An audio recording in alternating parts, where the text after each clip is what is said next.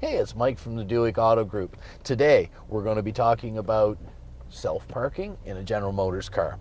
So we all have the same button, put it in different locations, but in this particular car, it's right here. It looks like that, the P with the two rectangles.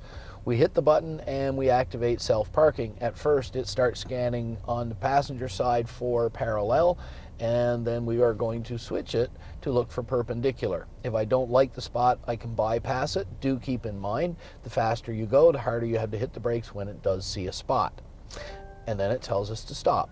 At that point, we go to reverse because that's what it's told us to do. It shakes the steering wheel to remind me to not touch that steering wheel. At that point, we hit the gas and we pay attention to the 360 cameras to let us know what's around us. We keep our hands off the steering wheel.